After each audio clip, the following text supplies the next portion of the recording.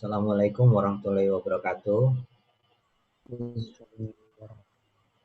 Mudah-mudahan pada sehat ya. Insya Allah.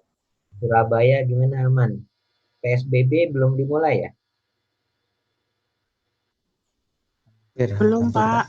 Ya, pas bulan puasa mulai. Oke, sebelum mulai topik baru, bagaimana dengan proyek kelas? Sudah mulai mengerjakan belum?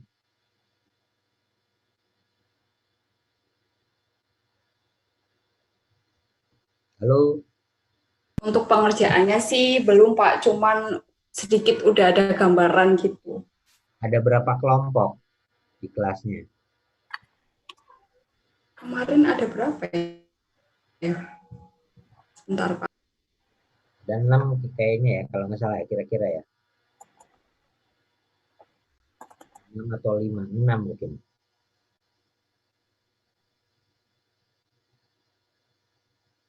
6, Pak. 6. Sudah sepakat bagi-bagi tugasnya? Apa yang membahas kelompok apa, membahas apa gitu? Sudah, Pak. Sudah. Apa aja yang akan dibahas? Bisa disampaikan misalnya kelompok 1 siapa aja?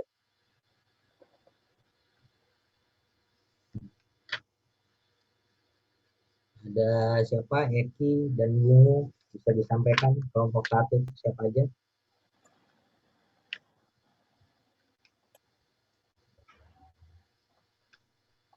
Halo, Kelompok 1 ada Mas Ramadan Fauzi, Mas Farisal Aditya, Mbak Eki, bentar ya. sama Mas Rita. Ramadan Fauzi, terus siapa? Farisal Aditya, Arisal, terus Eki Anastasia, Eki, sama Rita Rarung Raska. Tararum. Oke, rencana apa? Membahas apa?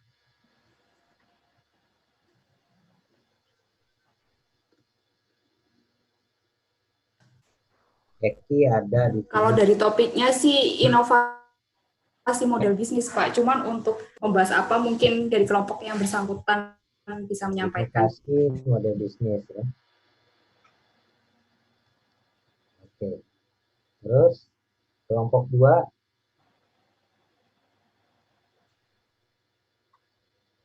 Kelompok 2 ada Mas Tony Heri, Mbak Widya Yuliati, Tony, sama Mbak Justina.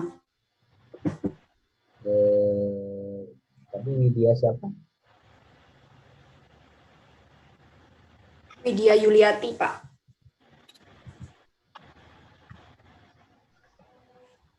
Widya Yulia.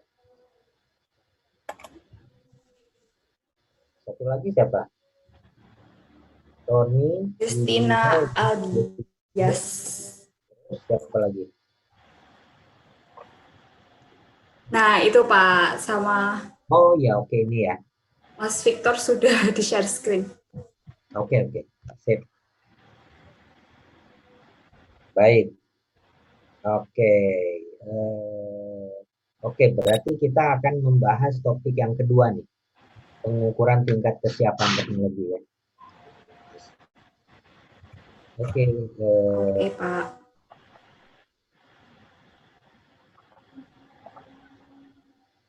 oke, di stop dulu sharingnya. Baik, Pak.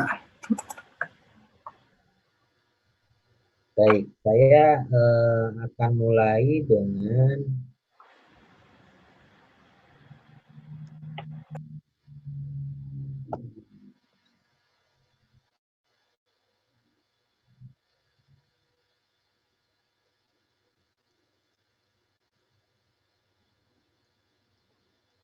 sharing dulu ya. Oke, kelihatan nggak? Kasih layanan, Pak. Ya, sudah kelihatan ya. Sudah, Pak. Baik. Kita akan diskusi menyangkut tadi topik yang akan diangkat oleh kelompok 2, yaitu tentang kesiapan teknologi atau technology readiness.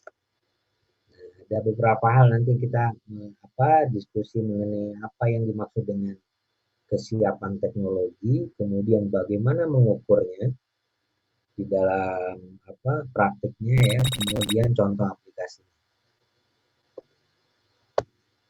Oke, jadi yang dimaksud dengan sebelumnya kesiapan teknologi itu kenapa banyak diangkat, dibahas? Karena ternyata dari berbagai kajian dan praktik gitu ya, bahwa itu mempengaruhi keberhasilan dari penerapan suatu teknologi atau penerapan dari inovasi. Inovasi bisa teknologi, bisa menyangkut inovasi yang teknologi dan sebagainya. Nah, kesiapannya atau readiness, atau kadang-kadang kalau di lingkungan orang-orang ICT itu berkait dengan maturity gitu. Makanya ada maturity model dan sebagainya. Itu ternyata mempengaruhi success rate atau tingkat keberhasilan dari penerapan. Itu sebabnya dianggap. Tapi kalau kita diskusi mengenai technology readiness, itu dari sisi konsep itu ada beberapa perspektif. Yang pertama adalah kalau kita bicara dari perspektif yang objektif. Jadi apa maksudnya? Ini terkait dengan teknologi yang bersangkutan atau teknologi itu sendiri. Jadi mananya kesiapan teknologi itu kalau dari perspektif objektif ini adalah seberapa siap atau seberapa matang suatu teknologi dapat diterapkan sesuai dengan fungsi yang ditujukan.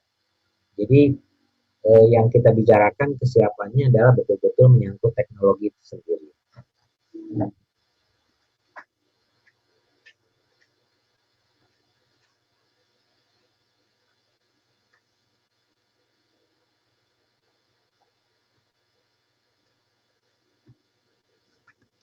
Kelupaan kecamatan.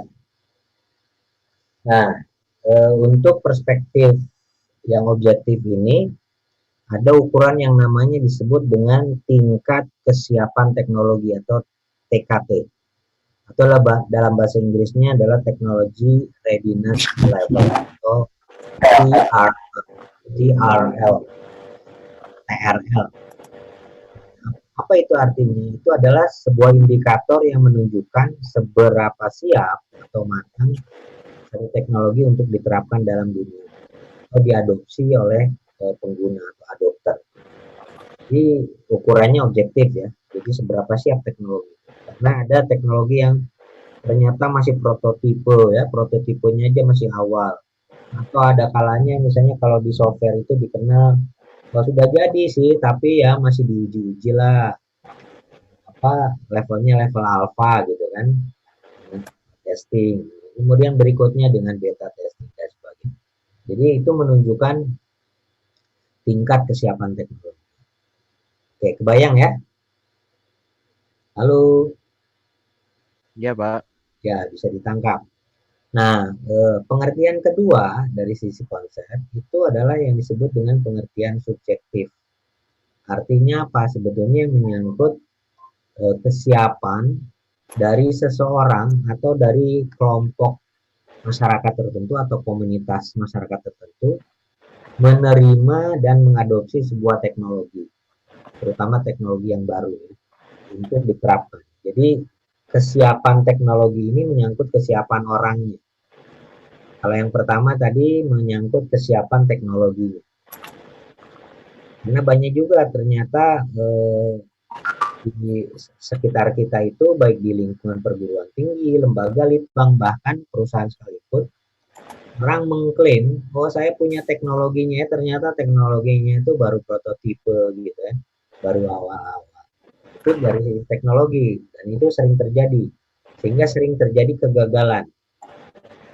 Di sisi lain juga teknologinya boleh jadi bagus, ya, tapi karena masyarakatnya nggak siap, itu maka penerapannya gagal.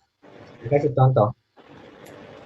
Di Department of Defense, jadi Kementerian Pertahanan Amerika Serikat, itu ada termasuk juga lingkungan NASA, lembaga antariksa dan ruang angkasa dari Amerika Serikat, itu seringkali mereka mengembangkan teknologi itu dengan tender.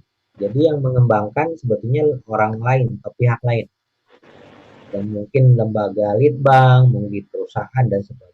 Jadi ada vendornya lah kira-kira gitu ya. Nah dari pengalaman ternyata banyak yang menyuplai teknologi itu tingkat kesiapannya relatif masih rendah, sehingga sangat berisiko dan gagal. Berdasarkan pengalaman itulah tahun 90-an NASA mulai concern dengan itu dan mulai mengembangkan metode yang sistematis untuk mengukur tingkat kesiapan teknologi supaya dia tahu ini seberapa siap sih teknologi ini kalau saya beli gitu, mau diterapkan atau seberapa mature. Itu contohnya ya. Jadi pengukuran teknologi berkembang dari lingkungan NASA terutama, kemudian melalui berbagai penelitian akhirnya diadopsi banyak pihak, termasuk oleh Indonesia. Di Indonesia termasuk yang awal-awal itu yang mulai mempelajari tentang teknologi readiness level itu di BPPT.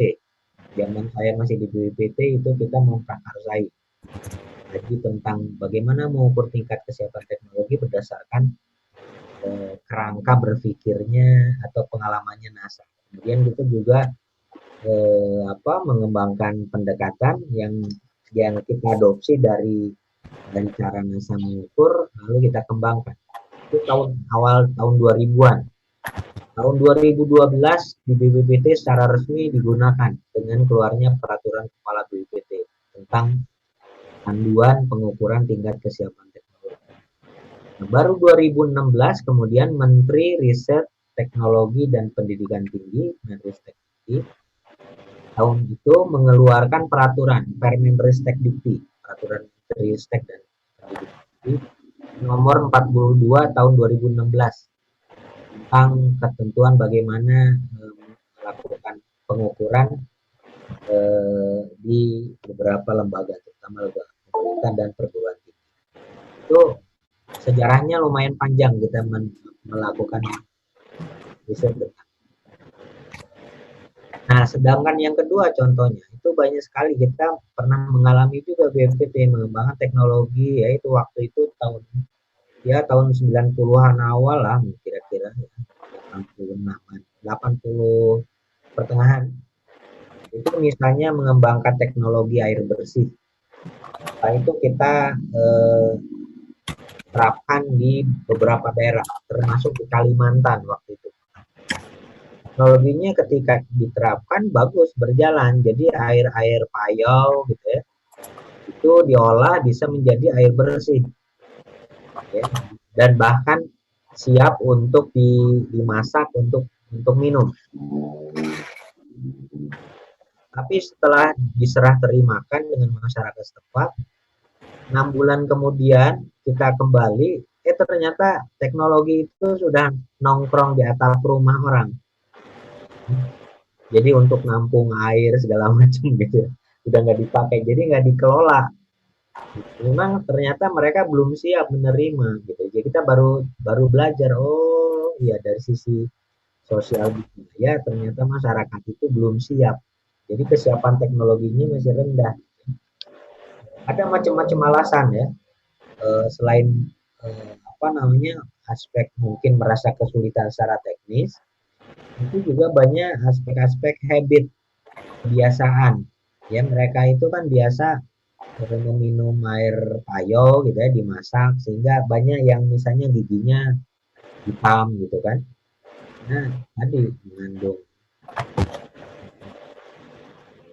payau. Dan dibilang begini aja kita sudah bisa kok gitu, ngapain harus disaring dan sebagainya dengan teknologi yang bersih, repot. Dan mereka tidak mampu memelihara, memaintain teknologi tadi, sehingga ya sudah begitu rusak ya udah dibiarin. Nah ini contoh bahwa technology readiness itu juga penting untuk dilihat dari sisi orangnya, manusianya gitu ya. Jadi bukan hanya alatnya. Terutama untuk di lingkungan grassroots, akar rumput ataupun di industri gitu ya. Jadi dua hal ini sangat penting. Oke. Nah, jadi ini kebayang ya. Jadi sisi supply, sisi demand dan pertemuan antara supply demand itu perlu kita perhatikan. Dulu orang-orang biasanya kalau orang-orang perguruan tinggi, orang-orang periset gitu ya, akademisi itu hanya memperhatikan sisi supply-nya aja. Teknologinya aja yang dikembangkan gitu ya, bloklak di otak-atik. Tapi masyarakatnya misalnya calon penerimanya nggak pernah diperhatikan. Itu sebabnya betapa penting ternyata. Nah, ini kita perlu melihat bagaimana aliran dari sisi supply maupun demand. Karena keberhasilan tadi teknologi dari pengembang teknologi atau teknologi developer itu sampai kepada masyarakat atau kepada industri atau perusahaan itu melalui tahapan-tahapan. Banyak riset-riset yang dilakukan termasuk oleh namanya Everett Rogers ya, yang menulis buku tentang diffusion of innovation atau difusi inovasi yang menunjukkan bahwa banyak aspek yang ternyata mempengaruhi keberhasilan adopsi sebuah teknologi dan juga difusi. Kalau saya bilang adopsi dan istilah difusi, ngerti nggak? Kebayang nggak? Kalau sama sih Pak, dari sama definisinya. Kurang Apa jelas coba? sih, Pak. Kalau saya bilang adopsi teknologi itu kira-kira maksudnya apa? Kalau adopsi teknologi itu lebih misalkan Suaranya ya, apa pecah? gimana Pak? Sorry ya. Coba. Halo, bisa? Ya. Oke, mungkin kurang keras. Oh ya. Silakan dulu. Ya, Victory. Menurut saya sih kalau adopsi teknologi itu lebih ke apa itu? Teknologi sebenarnya sudah diterapkan oleh pihak lain atau negara lain karena konteksnya tadi sejarahnya dari NASA gitu ya. Dan sudah terbukti bisa berjalan dan ada sedikit hasilnya juga sehingga akhirnya semacam di copy paste bisa teknikalnya bisa basis sistemnya dan coba diterapkan di negara di satu sistem perusahaan atau negara tertentu. Kalau difusi itu lebih ini sih kalau menurut saya itu apa itu apa sih ya, difusi itu kayak lebih melebur jadi nggak utuh gitu ya. Jadi ada teknologi sebelumnya, kemudian coba ada teknologi yang lebih update, tapi itu coba keduanya lebih dilebur dengan kondisi menyesuaikan kondisi lokal setempat. Itu yang menurut saya, Pak. Oke, hampir ya, tapi masih kurang pas. Jadi yang dimaksud dengan adopsi adalah proses menerima dan menggunakan. Jadi adopsi teknologi artinya menerima teknologi dan menggunakan, mengadop namanya. Kalau adapt beda lagi ya, adapt itu menyesuaikan, adaptasi itu menyesuaikan. Tapi kalau adopsi itu artinya teknologi itu diterima dan digunakan. Ya. Nah, bedanya apa dengan difusi? Difusi itu dari kata diffusion. Diffuse itu merembes. Artinya apa? Teknologi diffusion itu adalah penyebar luasan atau diseminasi atau distribusi dari teknologi itu. Kalau adopsi oleh satu orang, satu individu, ya. Kalau difusi berarti diadopsi oleh beberapa orang, oleh satu komunitas, oleh sebuah masyarakat, oleh industri. Kira-kira gitu ya. Jadi adopsi dan difusi. Bukan dihapusi loh ya. Beda ya. Difusi dan dihapusi beda. Berarti kalau pertemuan hampir selesai 5 menit, nanti kita akan sambung langsung di sini ke ID yang sama ya. iya Pak. Oke. Kalau putus nanti tunggu aja. Ya. Baik, kira-kira gitu ya. Jadi adopsi itu diterima dan digunakan. Kalau difusi yang mengadopsinya banyak. Jadi tersebar luas kira-kira diffuse. Mohon maaf, kalau yang diffusi itu bisa ada unsur sedikit tanda petik. Kalau adopt kan ada kesengajaan ya Pak, karena kita menerima dan ini kan. Ya. Diffusi itu berarti bisa Ya. unsur sedikit tidak sengajaan bisa ya Pak, karena kan mungkin awalnya melihat yang lain gitu kan. Betul. Umumnya tentu saja ada proses disengaja supaya menyebar luas. Nanti kita akan diskusi lebih dalam tentang itu. Ya contohnya misalnya gini, handphone ya atau cellular phone. Ketika muncul seri baru dari Samsung misalnya ya atau iPhone, kan tidak semua orang langsung mengadopsi kan, ya nggak? Ya. Ya mungkin ada beberapa orang, satu karena dia itu sangat suka dengan teknologi baru, yang kedua kantongnya rada tebel gitu kan. Nah, sehingga dia pertama kali mengadopsi. Kemudian setelah berkembang gitu ya, ternyata ini bagus ya, banyak kegunaannya, lebih mudah dipakainya, fungsinya banyak dan sebagainya. Kemudian temennya juga melihat, meniru gitu kan. Wah, ini si ini nih kan orangnya nilainya bagus gitu ya. Pakainya iPhone seri gini nih gitu kan, bagus sekali gitu kan. Kemudian dia niru. Lalu mulailah menyebar luas, yang lain juga ikutan. Itu yang disebut dengan follower ya. Nah, itu berkembang. Nah, itulah yang disebut dengan proses difusi. Jadi ada proses disengajanya, ada mungkin karena kebetulan ketemu orang yang bersangkutan merasa tertarik, dia bergabung menggunakan. Jadi kira-kira gitu, tergantung konteksnya. Oke? Baik, saya lanjut ya. Jadi, nah bagaimana kita memahami secara konseptual di sana untuk mengukur kesiapan teknologi? Kalau yang dari sisi supply tadi sudah saya singgung, dikembangkan oleh NASA yang disebut dengan Technology Readiness Level atau tingkat kesiapan teknologi. Itu tahun 2000-an, tahun 90-an sampai 2000-an kembangan terus. Lalu BPPT juga mempelajari, kita kembangkan, kita adopsi, kita kalau mereka menggunakan namanya TRL kalkulator gitu kan, karena dipakainya Excel, walaupun sebenarnya softwarenya beragam, tapi ternyata kalau software terlalu susah malah nggak diadopsi, nggak dipakai sama orang, malas gitu ya, terlalu susah. Yang dipakai malah yang versi Excel. Jadi BPPT juga ngikut pakai Excel dikembangkan, kita sebut dengan teknometer. Karena untuk mengukur teknologi kira-kira gitu ya. Saya sebut teknometer dan ternyata populer. Kementerian Perindustrian juga meniru, mengadopsi punya kita, bikin panduannya. Setelah BPPT bikin panduan, mereka Badan Litbang Perindustrian juga bikin, juga Kementerian Pertanian gitu ya. Jadi mulai menyebar luas. Lalu kita tahun 2000 mulai 2012-an lah ya, kerjasama dengan beberapa perguruan tinggi termasuk UNS di Jawa Tengah, itu kita ngasih pelatihan-pelatihan juga kepada. Waktu itu saya belum kenal ITS. Jadi saya belum memberikan pelatihan kepada ITS. Walaupun saya kenal ada beberapa orang di ITS, cuman belum ada MOU khusus. Kalau di UNS sama Undip kita sempat bikin pelatihan.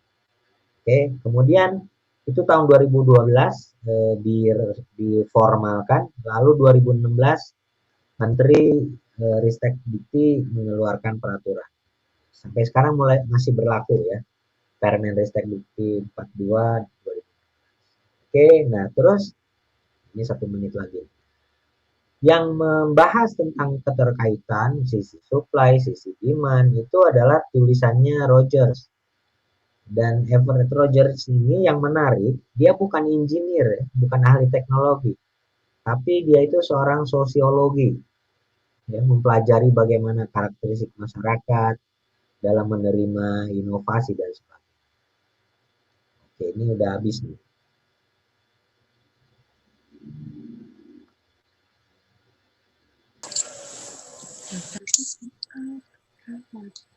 Diterangkan Oma.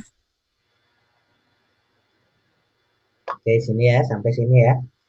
Jadi Rogers ini menulis sebuah buku yang disebut dengan Diffusion of Innovation atau difusi inovasi. yang bercerita tentang bagaimana karakteristik dari inovasi. Menurut dia sebenarnya di inovasi itu sesuatu yang baru menurut orang yang memakai atau menerimanya. Boleh jadi teknologi itu tidak baru sama sekali, tapi bagi seseorang mungkin masih relatif baru ya. Nah, itu masih disebut inovasi. Tapi kalau di kita sudah ada definisi formal ya di Undang-Undang Nomor 11 2019 itu ada definisi yang lebih formal. Oke, kembali ke Rogers ini, bahwa dia menyampaikan ada 4 elemen yang mempengaruhi tentang difusi inovasi. Satu adalah inovasinya sendiri, yang kedua saluran komunikasi atau communication channel, ketiga waktu, keempat adalah sistem sosialnya. Jadi ini empat-empatnya sangat penting. Ya di kita kalau di Indonesia contoh sederhana adalah di lingkungan pertanian. Teman-teman mungkin pernah ada yang dengar kelompen capir nggak? Pernah ya? Jadi zaman dulu almarhum Presiden Soeharto itu salah satu cita-citanya adalah swasembada pangan. Nah, kemudian dikembangkanlah pendekatan-pendekatan yang dinilai cocok untuk grassroots kita, para petani kita kan yang ya mohon maaf secara rata-rata kan tingkat pendidikannya tidak tinggi ya, sehingga butuh pendekatan yang memang memudahkan buat mereka merasa akrab dengan sesuatu yang baru atau inovasi. Itu jangan terlalu jauh gitu kan. Nah, salah satu idenya adalah dengan mengembangkan inovasi kelembagaan, yaitu dengan membentuk kelompen capir. Kelompen capir itu lembaga, jadi kelompok pembaca dan pemirsa, gitu ya, pendengar dan pemirsa. Jadi ini kelompok-kelompok tani ada apa namanya ketua taninya, ada pendampingnya, gitu. Kemudian untuk belajar itu dibuat dengan cara yang nyantai, ada berguraunya, ada hiburannya, gitu kan, ada nyanyi-nyanyinya dan sebagainya. Itulah ternyata itu cocok buat masyarakat tani kita. Para petani itu merasa tertantang, gitu kan, apalagi ada lomba-lombanya. Nah itu idenya dari Pak Harmoko waktu itu. Ya.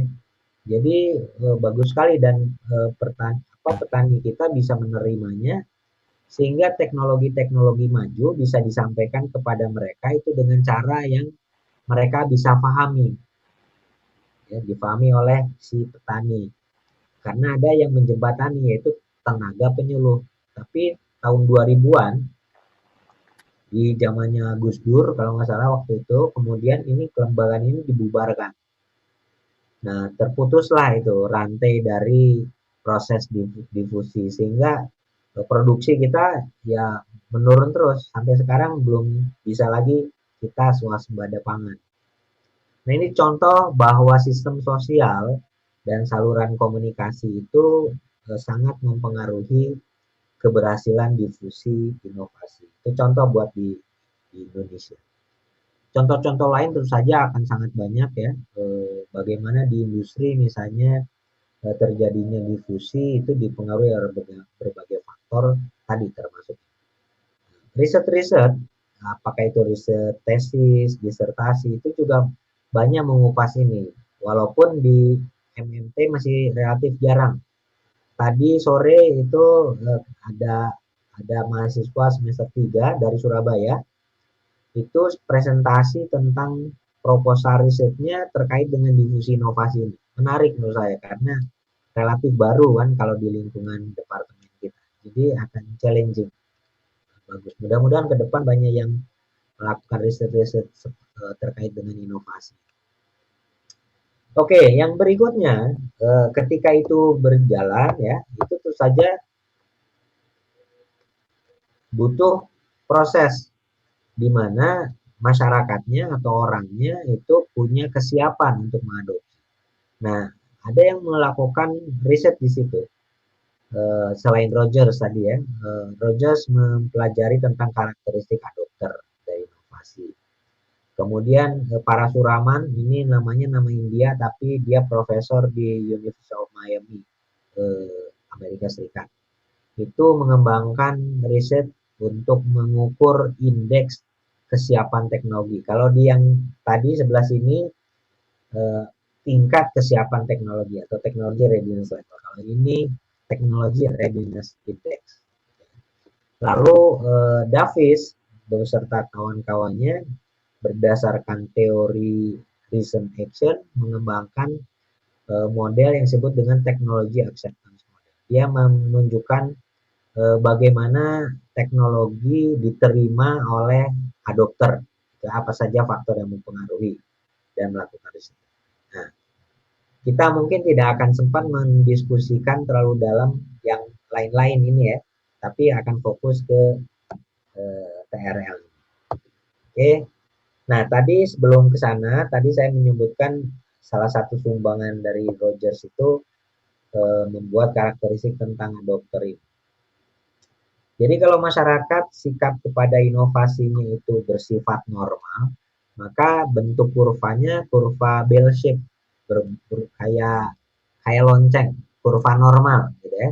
Dimana sebetulnya yang mungkin pro inovasi itu hanya sedikit katanya. Jadi yang inovator itu hanya 2,5%. Lalu yang sifatnya visioner itu kalau menyangkut inovasi itu 13,5%.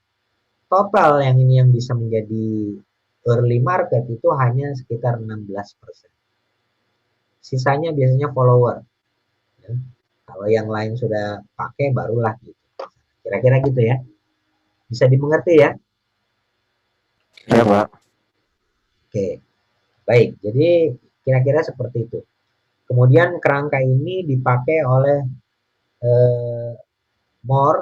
Geoffrey Moore, ahli strategi IT untuk industri IT untuk mengembangkan bagaimana strategi berinovasi di dunia teknologi informasi dan komunikasi. Oke, itu nanti bisa untuk riset tesis Anda. Saya nggak akan cerita lebih dalam dulu. Baik, nah kembali kepada TKT itu NASA mengembangkan 9 tingkatan, ya, mulai dari TKT 1 sampai 9. Apa contohnya? TKT 1 itu artinya prinsip dasar dari teknologi itu sudah diteliti dan sudah dilaporkan. Ada dokumen akademisnya lah kira-kira.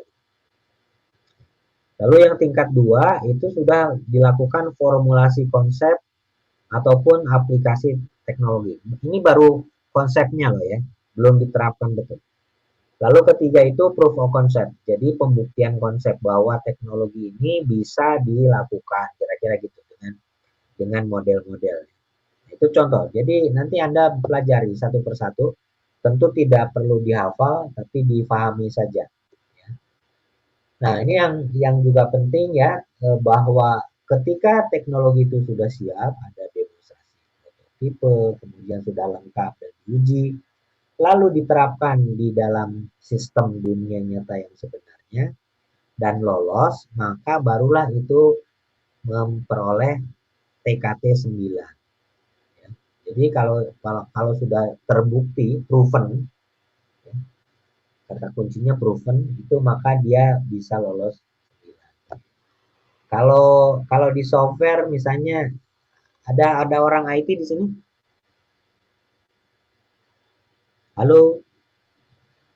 Ada Pak. Oke. Kalau kira-kira kalau lolos alpha test di mana TKT-nya? Hah? Iya, kalau di ukuran kesiapan teknologi ini di mana kira-kira? Sebentar, saya tunjukkan skemanya.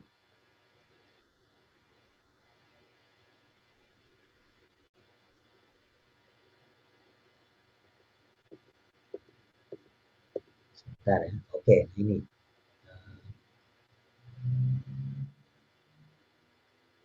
Saya share gambar. Kelihatan?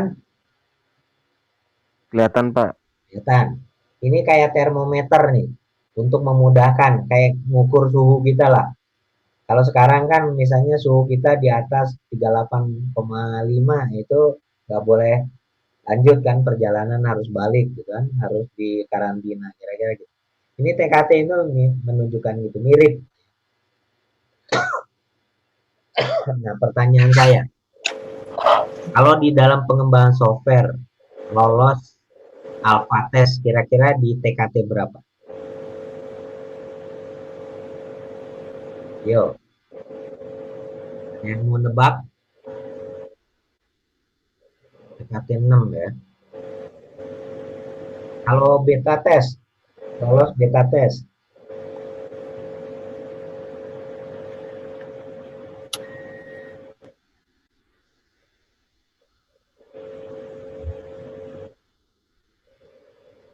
Oke, jadi kalau software itu lolos alpha test, itu biasanya lolos TKT 7.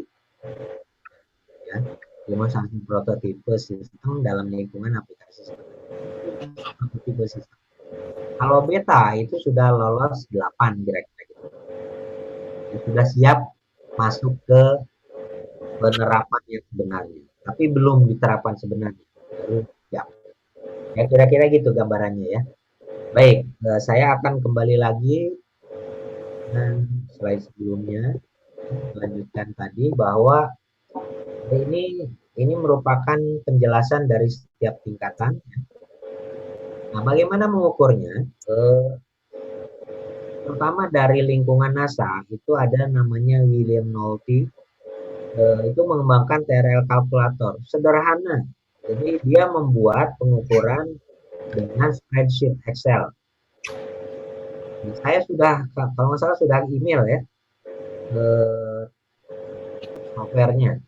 Mungkin teknometer, saya lupa. Tapi itu prinsipnya sama. Anda bisa download yang TRL kalkulator dari internet juga.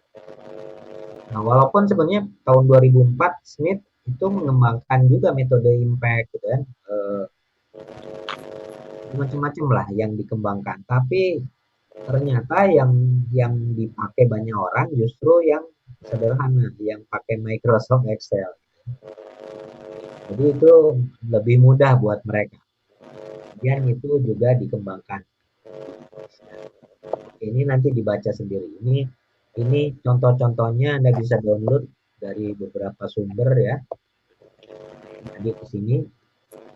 Nah, ini sama juga bagaimana kita supaya bisa paham tentang pengukuran teknologi dan kaitannya dengan program pengembangan teknologi. Jadi ini menunjukkan bahwa kalau ya ini sama dengan ini,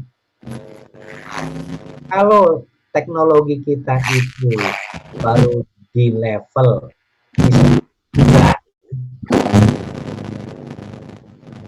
halo, jadi misalnya di level 3, kita tidak mungkin bisa langsung menaikkan ke level 6. Jadi yang bisa kita lakukan adalah mengembangkan teknologi itu sampai maksimum yang mendekati 6 lah kira-kira. Naik jenjang ke-4, naik jenjang ke-5 baru terus ke 6. Jadi tidak bisa langsung gitu kan.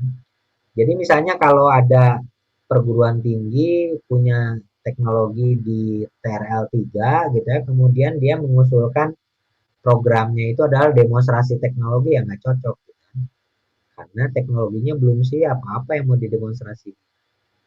Itu contoh ya, apa manfaat dari kita mengetahui tingkat kesiapan. Nah, di sini juga mirip dengan itu, biasanya 1-3 itu merupakan kegiatan-kegiatan desk atau di atas meja dan riset-riset di lab. Walaupun ini semuanya tentu saja tidak mutlak ya, tapi umumnya sebagian besar sampai bahkan kegiatan 4 itu ya, level 4 itu banyak dilakukan di desk dan riset. Kemudian 5, 6, hampir ke 7 itu biasanya dilakukan dengan pendekatan simulasi. Lalu di 7, 8, 9 barulah di real world. Jadi kalau teknologinya itu belum lolos dari 6 langsung diterapkan ya kemungkinan besar gagal sangat besar.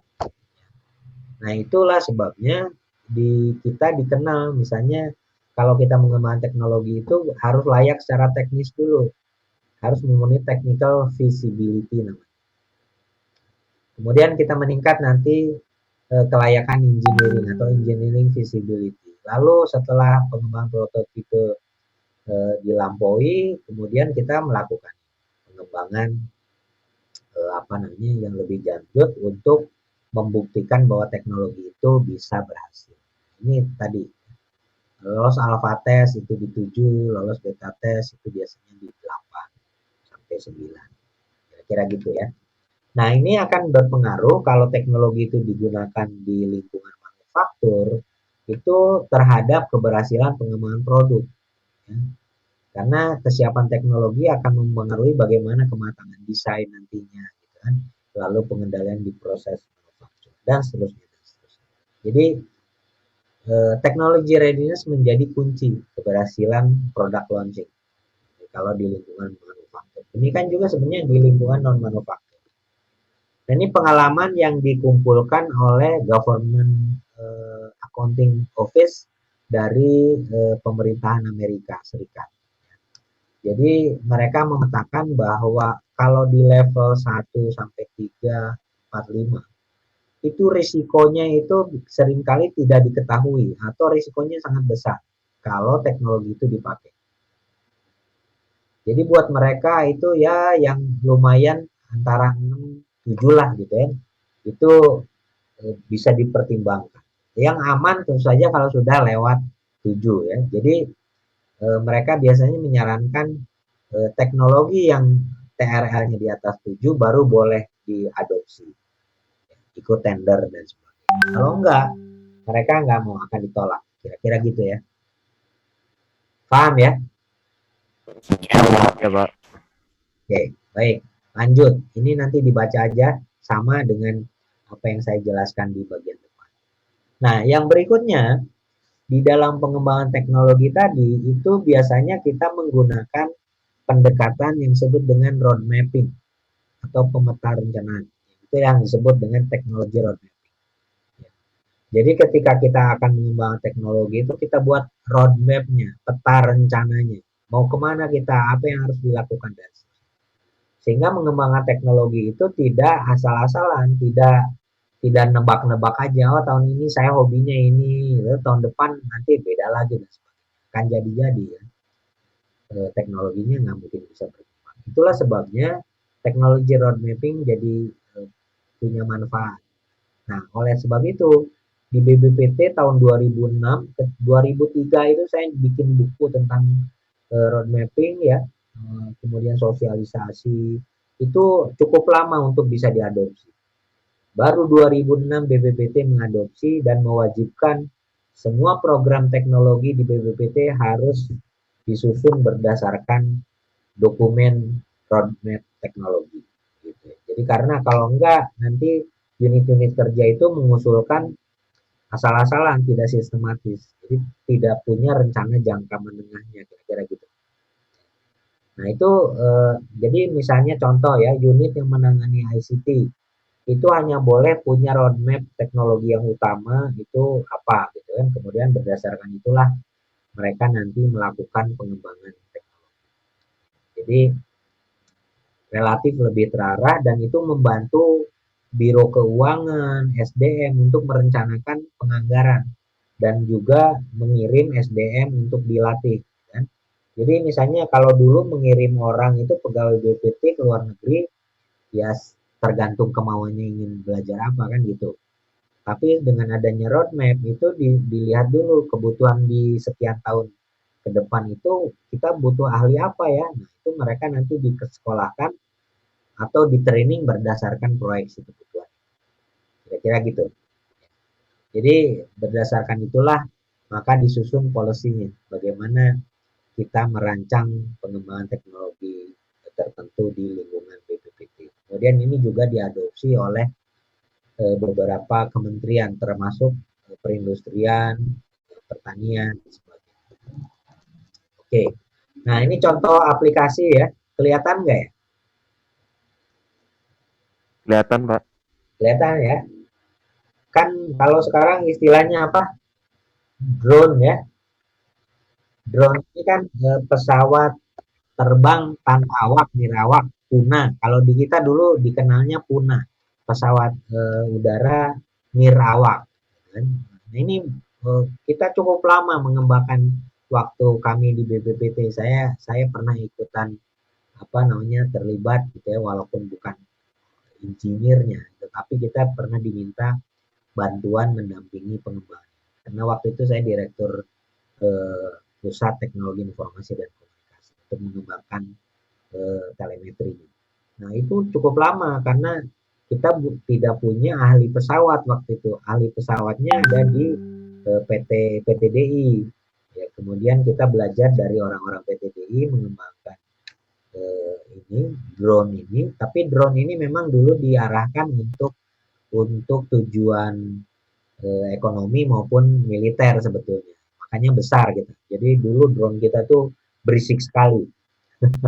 Karena misalnya untuk melihat pemetaan tentang panen sawah dan sebagainya kayak gitu-gitu lah ya. Kalau sekarang drone-drone sekarang kan kecil-kecil gitu ya. Kemampuannya cepat sekali meningkat karena tadi teknologinya banyak mulai terbuka sehingga cepat mengembang. Nah, ini dulu juga tidak mudah untuk menjual teknologi seperti ini gitu ya. Tapi ternyata akhirnya ada juga yang berminat membeli drone kita untuk diaplikasi di industri. Pola kerjasamanya bisa beragam. Jadi misalnya bisa perjanjian kerjasama, lisensi, gitu ya, atau kontrak riset dan sebagainya. Itu beragam.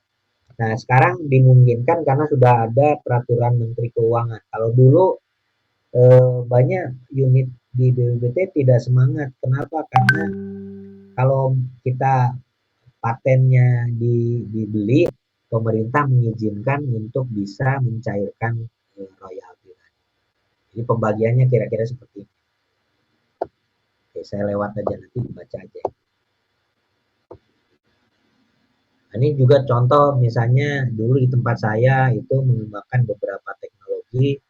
Yang ADSB ini adalah bagian dari teknologi informasi dan komunikasi untuk mendukung sistem penerbangan sipil. Jadi karena wajib 2025 kita harus full bisa menerapkan CNS-ATM. Ini ADSB merupakan bagian dari. Makanya dari tahun 2006 kita punya roadmap pengembangan. Saya nggak tahu kalau apakah sekarang masih atau sudah tidak ada. Lalu kemudian ini Perisalah itu adalah teknologi speech to text. Jadi mengubah suara kepada tulisan. Ya, ini pattern recognition kan, natural language processing termasuk. Itu juga kemudian kita kembangkan dan dibeli oleh PT Inti. Walaupun sekarang udah pecah kongsi nih di BPPT karena pengembangnya sudah keluar dari BPPT. Orangnya sudah keluar. Lalu kita juga termasuk merintis misalnya bagaimana teknologi smart card untuk pengembangan ID card, di KTP sekarang, kemudian di voting ya menuju pemilu. Pemilu itu seharusnya kita sudah bisa dengan di voting, tapi ya secara undang-undang belum. Banyak lagi ya, jadi yang lain-lain termasuk menerapkan open source system. Itu contoh-contoh bagaimana kita mengembangkan teknologi dan mulai mengukur tuh tingkat kesiapan teknologinya seperti apa. Oke, baik. Nah, yang terakhir, jadi teman-teman perlu tahu juga istilah tentang teknologi readiness itu dipakai oleh berbagai pihak mungkin dengan maksud yang berbeda.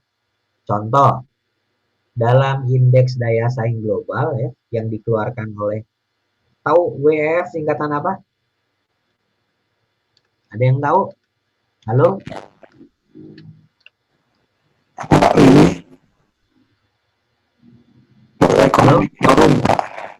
World Economic Forum ya. Jadi ini sebuah forum tentang perekonomian dunia. Nah, mereka setiap tahun mengeluarkan tingkat daya saing negara, Global Competitiveness Index, yang dikembangkan berdasarkan 12 pilar. Salah satu pilarnya yaitu yang ke-9, itu adalah technological readiness. Tapi ini bukan pengertian kesiapan teknologi yang tadi kita diskusikan.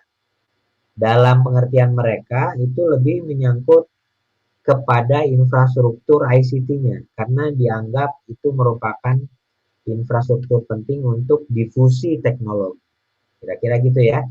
Jadi ini agak lebih makro. Jadi makanya ukurannya misalnya di sini ya, 9 pilar itu technological readiness itu yang diukur availability of latest technology, firm level technology absorption dan seterusnya.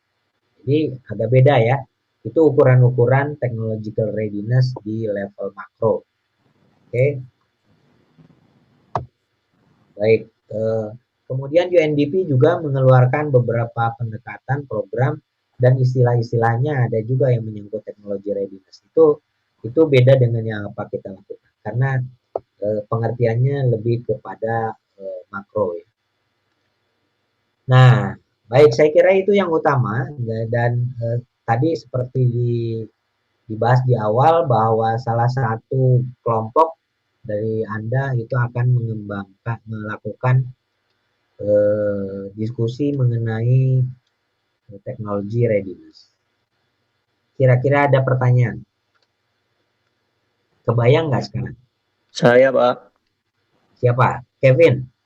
Iya, Pak. Oke, silakan Kevin.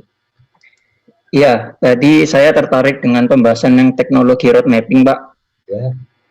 Ya, yang ingin saya tanyakan, mengapa di kasus negara kita, Indonesia, pada road mapping ini kebanyakan berhenti pada riset saja ya, Pak. Sedangkan implementasinya sampai pada tahap pengoperasian sangatlah jarang.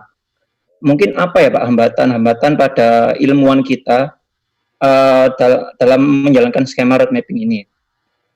Lalu bagaimana ya cara-cara efektif agar pengoperasian ini bisa diadopsi oleh masyarakat luas, Pak?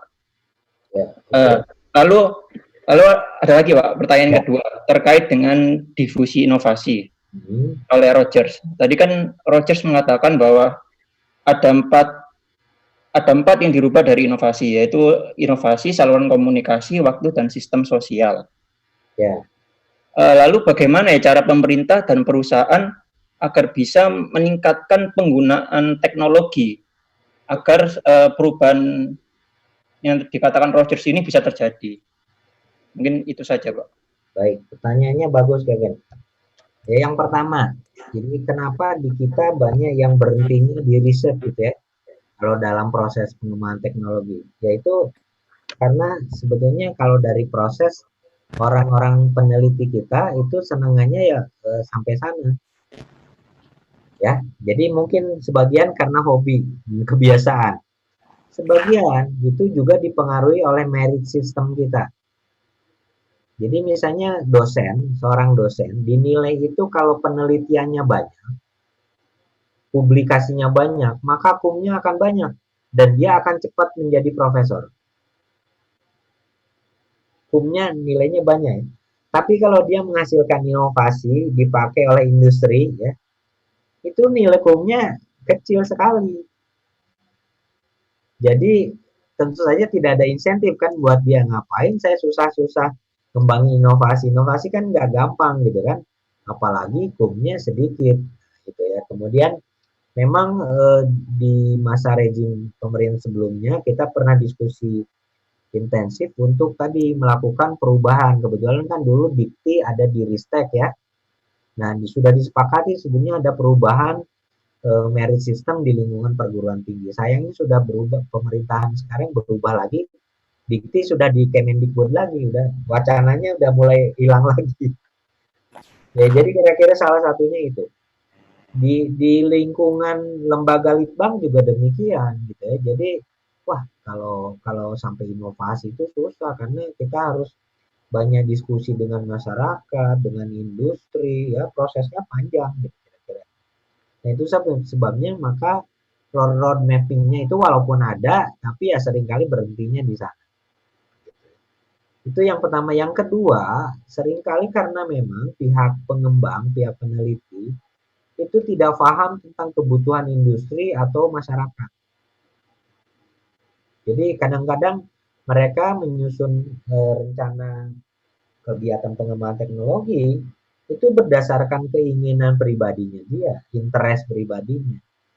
bukan kebutuhan industri atau masyarakat.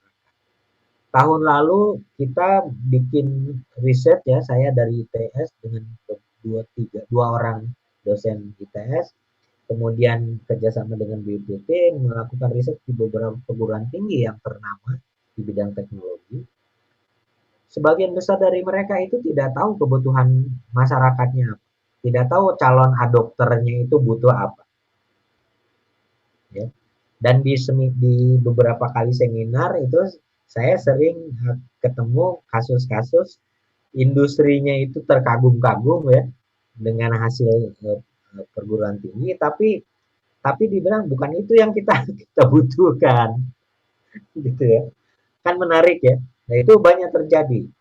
Jadi ya saya terbuka aja. Misalnya pernah di lingkungan UI itu di seminar gitu, ternyata kimia farma butuhnya apa, UI mengembangkannya apa. BPPT juga, LIPI juga demikian. Sering terjadi gitu. Jadi kurang match antara kebutuhan masyarakat atau industri dengan apa yang dikembangkan oleh lembaga litbang. Berarti road mapping yang baik adalah road mapping yang mampu memberikan keinginan masyarakat, begitu Pak ya? Ya sebetulnya idealnya adalah roadmap yang kolaboratif. Minggu depan kita kan belum membahas roadmap ya. Ya belum Pak. Nah, minggu depan kita akan bahas tentang road mapping. Nanti ada beberapa jenis dan bagaimana sebaiknya ya. Oke. Baik. Nah, terus pertanyaan kedua tadi tentang Rogers ya. Bagaimana agar bisa terdifusi di masyarakat? Iya Pak. Bagaimana cara agar difusi inovasi ini bisa menyebar luas ke masyarakat? Betul. Nah, ya salah satu PR-nya baik itu oleh pemerintah maupun lingkungan lembaga litbang dan perguruan tinggi harus memberikan atensi atau perhatian kepada masyarakat calon penggunanya. Jadi jangan terjebak hanya mengembangkan teknologinya saja, tapi juga penting mengedukasi. Misalnya bagaimana menggunakan traktor yang tepat atau efektif dan efisien. Bagaimana menggunakan teknologi panen misalnya, bagaimana mengurangi hama dan sebagainya. Itu harus diedukasikan ke masyarakat. Jadi para peneliti itu harus belajar berhubungan dengan masyarakat industri kita dan masyarakat umum, masyarakat petani. Itu yang kurang. Walaupun ada KKN, kan seringkali KKN-nya juga hanya sebagai syarat kegiatan akademis kan, tetapi learning-nya dari masyarakat itu kurang. Buktinya masih banyak KKN itu misalnya sarjana elektro diterjunkan ke sawah gitu ya, untuk apa gitu. Itu contoh-contoh ya. Jadi ke depan itu salah satunya. Jadi butuh kalau kata gagahnya adalah kita butuh membangun ekosistem yang pas supaya tadi penyedia teknologi maupun calon pengguna itu bisa berkembang sama-sama, bisa belajar bersama. Kira-kira begitu. Nah, yang tadi terakhir itu apa pertanyaan terakhir tadi? Itu Pak, bagaimana meningkatkan teknologi dan inovasi menyebar luas ke masyarakat. Ya, sudah dijawab sih Pak. Tadi ya, sudah dengan itu ya Pak, ekosistem ya Pak ya. Ya, ekosistem itu kan tentu saja bukan tugas satu-satunya perguruan tinggi kan. Pemerintah daerah harus juga itu atau mengembangkan elemen-elemen ekosistem sehingga tadi belajar. Dan itu banyak sekali bentuknya ya. Jadi contoh misalnya ada pendekatan sekarang itu kalau ingin mengembangkan para startup gitu ya. Itu salah satunya misalnya dengan cara yang konkret itu bikin aja deh co-working space. Sehingga anak-anak muda itu bisa nongkrong enak, dia diskusi di situ produktif di depan komputernya, kemudian lahirlah ide-ide bisnis. Itu tapi kalau mereka harus ngantor gitu kan mahal gitu kan. Tapi kalau ada co-working space itu bisa di mana-mana, bisa di kampus, bisa di bandara. Sekarang malah beberapa bandara mengembangkan co-working space. Gitu. Ada bahkan warung-warung restoran itu di Bandung dan sebagainya itu jadi co-working space. Jadi tempat nongkrong anak-anak diskusi sekaligus jadi kantor informal, kira-kira gitu. Itu contoh bagaimana kita mulai menata ekosistem. Baik, masih ada pertanyaan? Ya Pak, saya Siapa? Victor Pak. Ya, Victor. Victor. Oke, silakan Victor.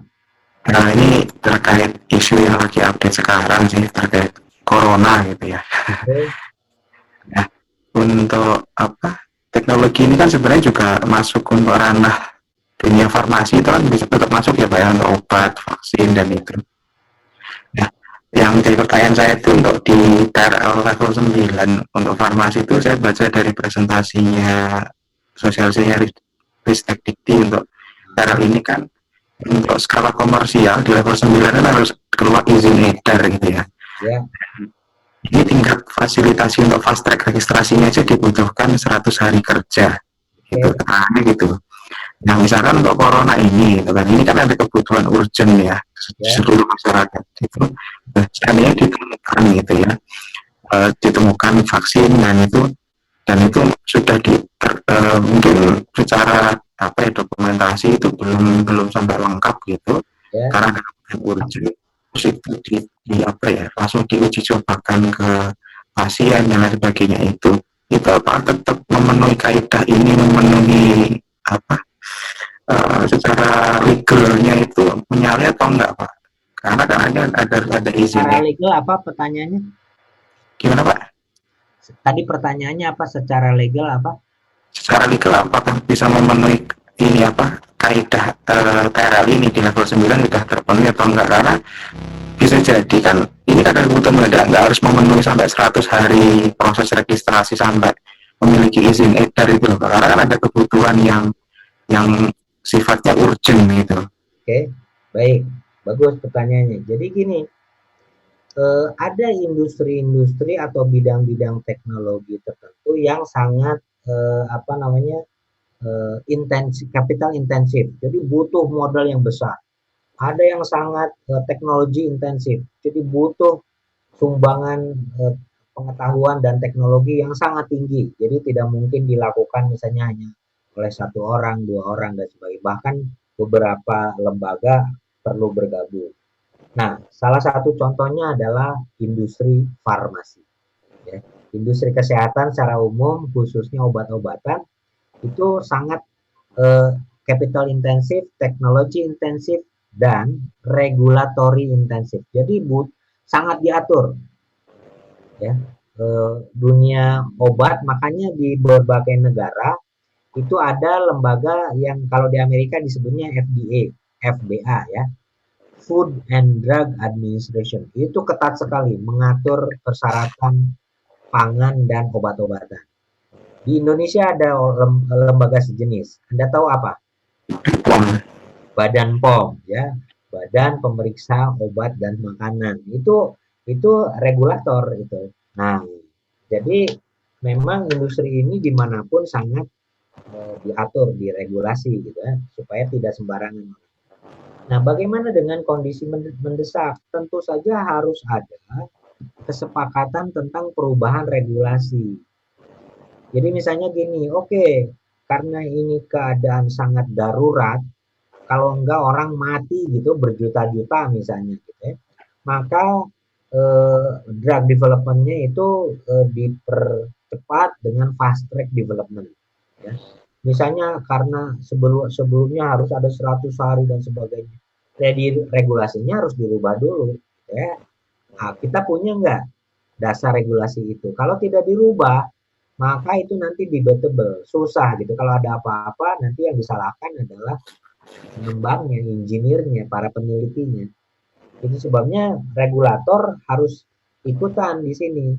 Nggak bisa misalnya, oh itu kan tugasnya perguruan tinggi, ya Badan POM-nya, Kementerian Kesehatannya harus ikut. Bahkan asosiasi seperti IDI ya dan sebagainya itu harus bersama-sama menyepakati sebuah kerangka. Misalnya kalau dulu kita mengembangkan obat itu, kalau yang konvensional ya, biasanya perlu waktu 10 sampai 15 tahun loh mengembangkan. Bayangkan kalau kita mau mengembangkan vaksin gitu ya, butuhnya dalam waktu bulanan. Nah, kalau aturannya seperti itu ya susah kan? nggak ada Iya, yang Pak. mampu. Semuanya hanya coba-coba aja, siapa tahu bisa kayak gitu. Tapi regulasinya harus diatur juga gitu supaya tadi nggak berbenturan. Nah, itu baru bisa. Itu dari sisi regulasi. Belum dari sisi teknologi. Memang kalau kita punya vaksin malaria, apakah itu menjamin bisa berhasil mengembangkan vaksin yang bisa membunuh nona corona itu? Kan belum tentu kan? Iya, Nah, itu makanya dalam hal seperti ini pengembangannya butuh pola kolaborasi. Itu yang disebut dengan open innovation, inovasi secara terbuka. Yang di kita belum terbiasa tuh, gitu ya. Jadi, nah ya ini kita masuk ke era yang sebetulnya banyak paradigma berubah ini. Sekarang kalau misalnya untuk mengembangkan obat-obat seperti ini nggak bisa lagi, misalnya UI bekerja sendirian. Oh nanti ITS mengerjakan ini aja deh, gitu kan? Wah, susah itu. ya, Jadi ya, kolaborasi nih, butuh, Pak. butuh tadi ya kerja barengnya, yaitu yang disebut dengan open innovation. Kira-kira gitu. Jadi barulah kita punya harapan terobosan mendapatkan vaksin. Tapi kalau enggak ya kita hanya berharapnya ya supaya mudah-mudahan nanti dari langit turun wangsit gitu ya. Kita kembangkan vaksinnya ini gitu kira-kira. Ya, jadi agak ini juga ya Pak, karena kalau menunggu regulasi pasti ya kita seperti tahu di negara itu cukup lama gitu untuk perubahan regulasi. Nah, gini juga ya, kan kita terbiasa mindset, aduh aturan itu, undang-undang itu susah gitu. Padahal sebenarnya enggak, kalau ada willingness, kemauan dari para eh, Sebenarnya ya. pemegang kekuasaan ini, partai politik, apa namanya pemerintah, itu bisa cepat gitu ya. Jadi ya tergantung mereka menyikapinya ada sense of urgency atau enggak. Jangankan itulah menerapkan apa namanya karantina wilayah aja kita eker-ekeran kan. Iya Makanya Pak. harapan kita itu adalah di kelompok milenial usia muda. Kita berharap ada game changer, ada orang yang berani melakukan perubahan. Kalau yang sudah old track itu susah gitu merubahnya itu. Itu yang Tapi ya kita tantangannya butuhkan ini, para generasi muda supaya bisa merubah paradigma-paradigma lama. tapi tantangannya yang pemegang regulasi utama tetap masih old generation juga Pak. Status presiden aja mundur satu udah. Ya itulah, kita proses belajarnya agak lama memang. Kasih Baik, Pak. masih ada pertanyaan?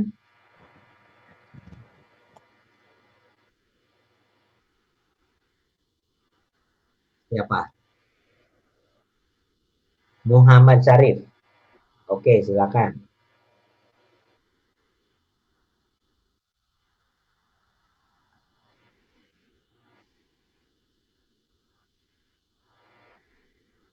Hmm.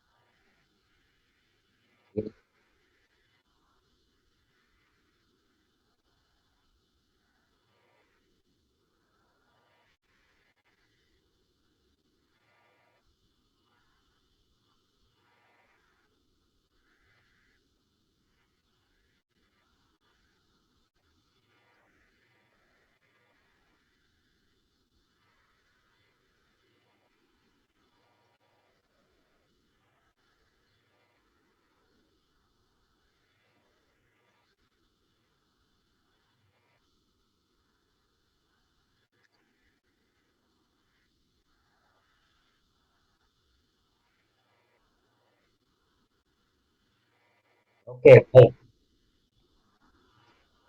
Baik. Pertanyaan bagus ini. Eh, seberapa lama peningkatan dari satu level ke level yang lain. Itu sangat tergantung kasusnya. Jadi case spesifik, kasuistik. Ya.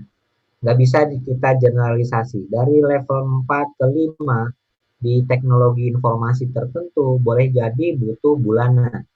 Tapi misalnya di level tersebut di pertanian itu butuh misalnya 2 musim, gitu kan? Coba Anda contoh misalnya mengembangkan varietas varietas unggul yang baru ya, kan nggak bisa hanya 1 musim, ya nggak? Itu nanti ditanam di mana gitu beda lagi, kemudian nanti ada beberapa wilayah yang harus beda dan seterusnya. Jadi masing-masing teknologi punya karakteristik yang berbeda. Nah, tentu saja ada kesempatan-kesempatan para peneliti atau perekayasa ini mempercepat, mengakselerasi. Itulah sebabnya perlu disusun roadmap-nya. Karena tadi nggak bisa mengembangkan misalnya satu teknologi dari TKT 4 sampai 9. Oh kan ada 5 tingkatan. Ya butuh 5 tahun. Nggak bisa gitu. Itu relatif ya. Jadi formulanya nggak ada rumusan umum. Tergantung konteksnya. Yang paling bisa kita lakukan adalah tadi berdasarkan roadmap yang kita sepakati, maka kita bisa melakukan upaya-upaya percepatan. Kalau tidak menyangkut regulasi. Kalau ada regulasinya, maka tentu saja regulasinya juga harus disesuaikan. Nah, juga menjawab pertanyaan kedua, seberapa siap nih kota gitu ya. Nah, celakanya itu kan kita sistemnya sekarang sudah diatur oleh Undang-Undang Nomor 23 Tahun 2014. Tahu Anda apa undang-undang apa?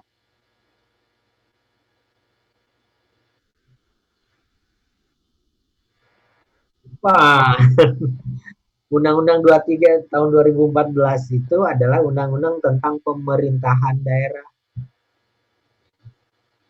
Jadi berdasarkan UUD kita, Undang-Undang Dasar, konstitusi kita, maka di Undang-Undang Dasar itu kan pembagian kewenangan ada di pemerintah pusat dan pemerintah daerah. Nah, untuk menerjemahkan itu ada di Undang-Undang Pemerintahan Daerah.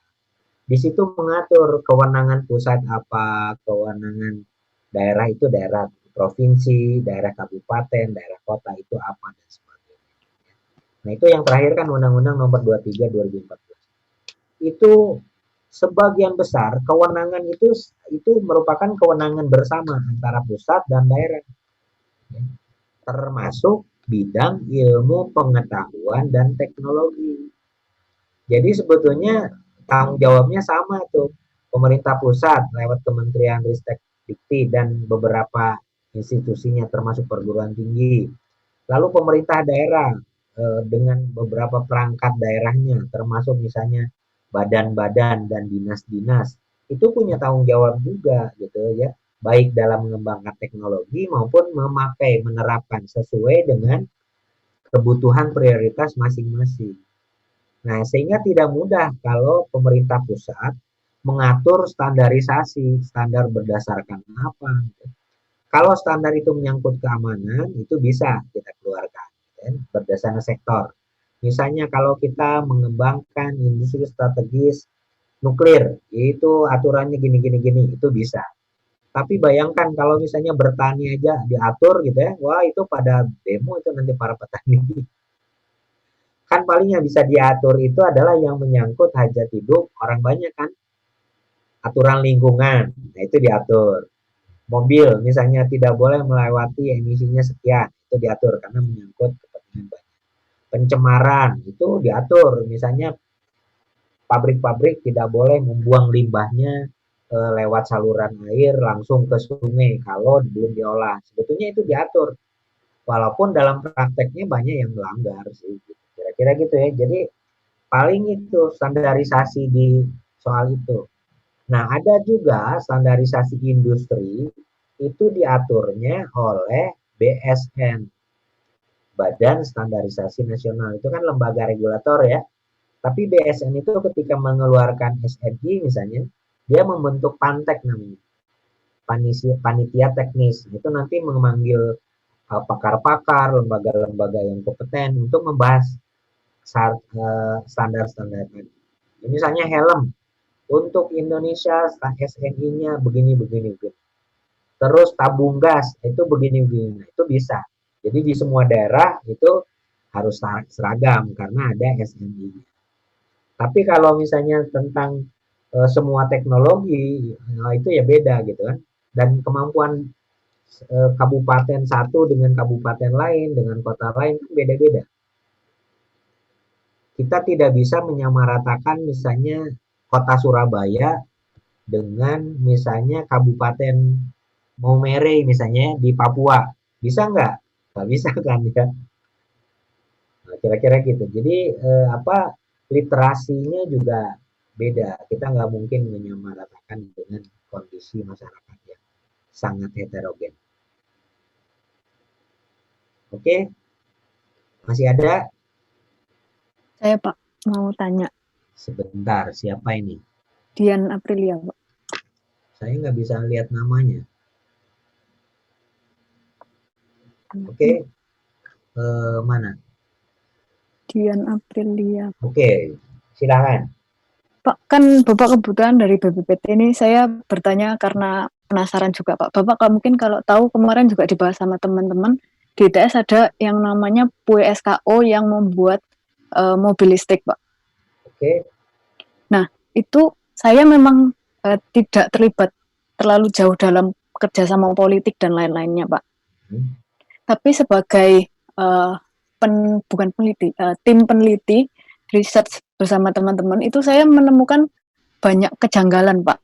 Jadi mungkin ini adalah kesempatan saya untuk bertanya. Yang pertama itu saat itu kan kami memulai membuat mobil karena usulan pemerintah. Jadi ada 5 universitas yang diminta membuat mobil listrik dan didanai, terus akhirnya kami membuatkan Pak. Oke. Nah, pemerintah mengatakan nanti akan ada yang namanya acara-acara yang membuat mobil listrik itu kayak diperkenalkan kepada masyarakat gitu Pak. Akhirnya kami beneran melakukan perjalanan untuk menunjukkan kemampuan mobil itu ke teman-teman sekalian gitu Pak. Maksudnya ke masyarakat. Tapi di tengah jalan yang seperti Bapak tahu kan ada pemilihan presiden selanjutnya dan lain-lain itu tiba-tiba mobil listrik itu seperti yang Bapak bilang ada masyarakat bilang kami tidak butuh ini padahal saya kan dari peneliti nggak mungkin langsung menanyakan masyarakat satu persatu. Tentunya kami dari pemerintah ke masyarakat dan seperti itu Pak. Nah melihat dari yang kedua, kejanggalan yang kedua melihat dari roadmap Bapak waktu itu, seingat saya mobil listrik itu sudah sampai tahap yang pengujian setelah prototipe Pak. Jadi kan pertama dianggap prototipe, terus ada pengujian yang namanya crash. Jadi kalau mobil itu tertabrak atau seperti apa tuh keselamatannya bagaimana. Nah itu tuh sudah lulus uji, tiba-tiba ada yang namanya waktu itu uji kelayakan, kami malah nggak lolos uji emisi Pak. Padahal secara logika mobil listrik kan tidak ada emisinya Pak. Jadi mobil listrik saat itu setahu saya berhenti di situ. Terus ada lagi lanjutannya waktu itu masyarakat bilang kayaknya kalau mobil bahan bakar dan maksudnya listrik untuk bahan bakarnya itu untuk sumbernya itu kami kurang bisa masyarakat kurang bisa memenuhi gitu. Gimana kalau buat sepeda motor? Akhirnya lahirlah Gesit itu. Setelah lahir Gesit itu seingat saya memang berhenti di akhir-akhir Gesit. Jadi setelah Gesit berkolaborasi dengan Wika dan lain-lain itu saya keluar Pak. Maksudnya saya lulus gitu. Nah, tapi setelah yang saya tahu dari tim saya yang tersisa di sana, itu endingnya kurang jelas Pak. Maksudnya tiba-tiba ada penyetopan dana dari salah satu pihak karena ya banyak politisnya. Nah itu kalau boleh kalau boleh dijabarkan mungkin dari sisi Bapak supaya saya nanti ke depannya kalau ikut sebagai tim peneliti lagi bisa membantu tahap-tahap yang benar dan kalau ada masalah saya bisa approach ke mana itu kira-kira seperti apa Pak? Karena ya itu susah menurut saya, dan itu sedih. Waktu berhenti itu saya lumayan sedih itu, Pak. Baik, ini bagus sekali nih Dian, pengalamannya ini menarik. Jadi gini, ini saya bicara agak umum ya, karena kan Iya, tidak Pak. tahu kasus secara khusus tentang program mobil listrik ITS-nya. Iya. Walaupun saya dengar-dengar sedikit. Gini, eh, kita ketika mengembangkan kemampuan teknologi industri tertentu, seringkali lupa kalau kita mau sukses itu kita perlu juga punya prioritas. Apa yang harus kita kembangkan terlebih dahulu atau yang paling diutamakan lah ya. Kira-kira itu. Nah, itu sering lupa. Jadi di beberapa bidang itu kan ada yang namanya key technology atau teknologi kunci. Atau kalau ada beberapa teknologi kunci atau key technologies. Ngerti ya? Iya, Pak. Oke. Kalau di kendaraan listrik, termasuk mobil listrik, kira-kira teknologi kuncinya apa? Saya waktu itu sudah ada pertama motor listrik, Pak. Yang kedua IQ Tech, yang ketiga yang atau controller kayak gitu, Pak. Oke, maksud saya di kendaraan listrik secara umum. Kalau Anda lihat utuh, kalau kita mau mengembangkan industri listrik kan nggak mungkin ya kita bikin aja satu, sudah itu selesai terserah industri, kan nggak bisa gitu lagi kan cara berpikir. Iya, Pak. Cara berpikirnya kalau ini bisa mengembangkan mobil itu laku dijual nggak? Bisa diproduksi nggak? Kemana menjualnya? Nah, kayak gitu-gitu kan. Bagaimana pembiayaannya? Itu perlu dipikirkan. Salah satunya itu adalah teknologi kunci. Nah, kalau menjawab pertanyaan saya, teknologi kuncinya kalau kendaraan listrik apa? Ayo, teknologi kunci untuk ke depannya gitu, Pak. Iya, untuk kendaraan listrik. Yang stasiunnya itu bukan, atau kan biayanya itu waktu itu Baterainya, Pak. Yang mau jawab siapa? Mungkin low emisi mungkin gitu, Pak ya. Baterainya, Pak. Penyimpanannya, Pak. Siapa itu? Reza, Pak. Reza. Nah, itu betul. Jadi kalau di kendaraan listrik, teknologi kuncinya itu adalah teknologi baterai. Tentu bukan satu-satunya ya, tapi jangan bermimpi kita bisa membangun industri mobil listrik kalau teknologi baterainya nggak berkembang. Ya kita tetap aja jadi negara pengguna, ngerti nggak? Iya, Ya, paham, Pak. seharusnya kan lembaga-lembaga di depan itu ngembanginnya itu dong. Loh, kalau kita mau hanya bikin karoseri mobil, ya karoseri di Surabaya banyak, di Malang banyak, Kediri juga banyak kan. Mereka bisa tuh bikin model apa aja, bisa lah gitu ya. Jago-jago.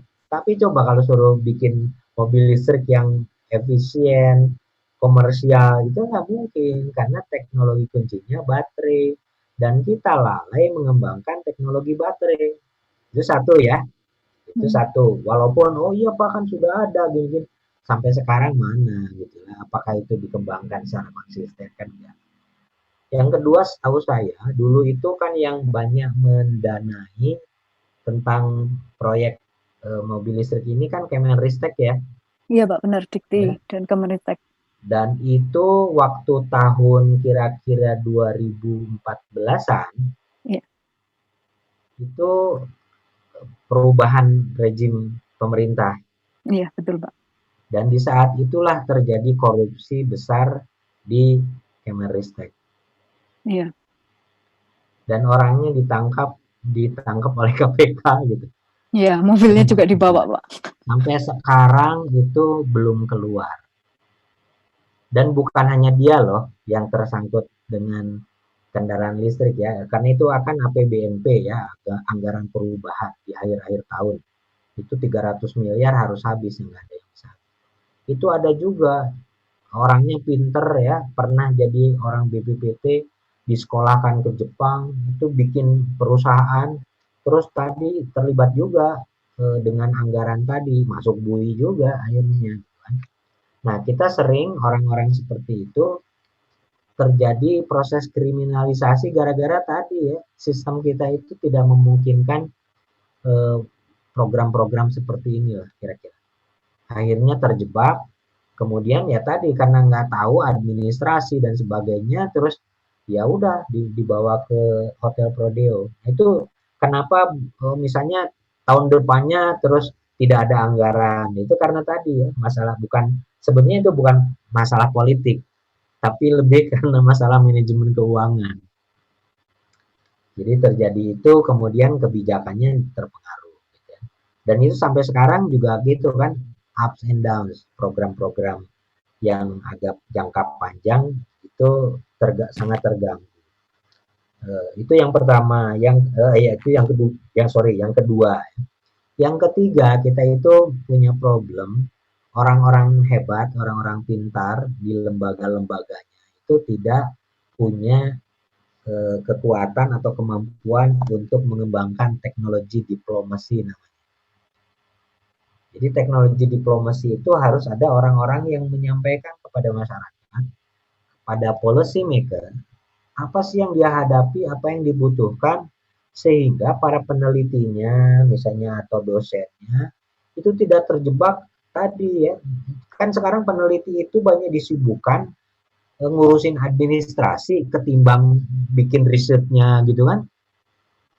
Iya betul. Ya enggak, banyak itu. Sudah saya tahun lalu bikin riset gitu ya, kecil, dan anggarannya juga kecil dari Ristek gitu. Tapi waktu saya juga tersita itu. Bikin laporan pertanggungjawaban kayak gitu-gitu. Waduh, ini gimana ini? Waktu kita habis untuk seperti ini. Itu contoh ya. Memang sudah mulai disuarakan oleh pemerintah kepada Kementerian Keuangan, dikurangilah syarat-syarat administrasinya, tapi ya ini negara kita itu susah diurusnya gitu ya. Jadi masih belum juga gitu ya. Misalnya persyaratan dari di dalam pemeriksaan oleh BPK itu tetap aja yang berlaku yang lama. Itu yang salah satu yang melemahkan posisi lembaga litbang perguruan tinggi dalam hal seperti itu. Sehingga ini energinya orang-orang pintar itu banyak tersedot untuk hal-hal yang nggak terlalu penting lah. Terus dipolitisasi gitu ya, wah gini. Wah, ini. Kalau di luar negeri itu ya lembaga-lembaga seperti ini, orang-orang yang prospektif itu terlindungi, disuarakan. Nah kalau kita kalah kan sama politisi kan, coba profesor yang hebat aja kalau berdebat kalah sama politisi itu yang lebih galak dari kita. Itu contoh, termasuk program-program teknologi itu susah kalau nggak ada persetujuan dari orang-orang yang sangat politik. Nah itu yang saya kira dalam jangka panjang perlu dibenahi.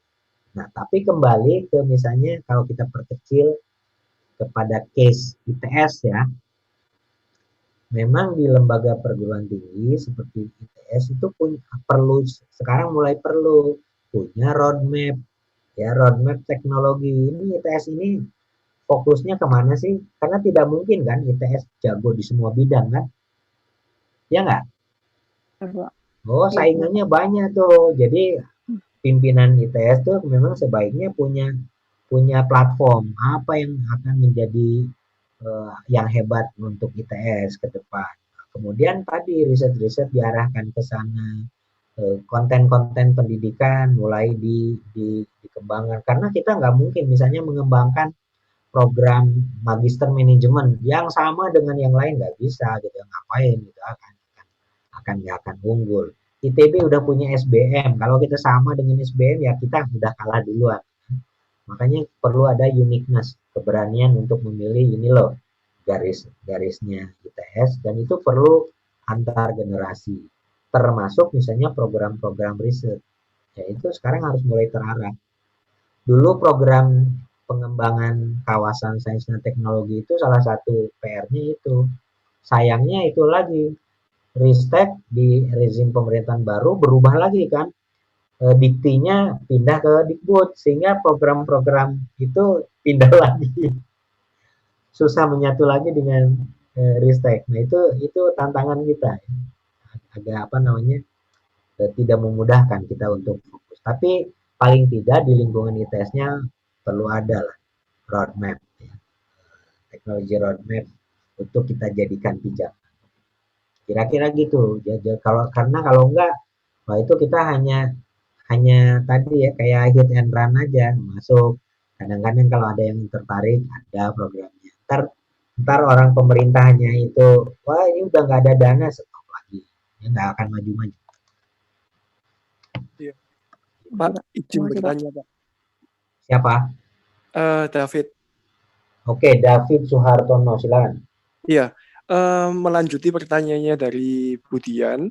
Tadi kalau misalkan kasus seperti itu, apa kita pilih alternatif lain untuk menggandeng pihak swasta daripada pemerintah ya Pak? Karena kalau misalkan seperti pihak pemerintah, apalagi dengan manajemen keuangan yang tidak bisa kita kontrol, itu kan dia dari pihak pemerintahnya. Apa lebih baik kita lebih menggandeng pihak swasta? Karena lebih bisa jelas kayak gitu loh Pak. Oke, jadi dalam pola kolaborasi ini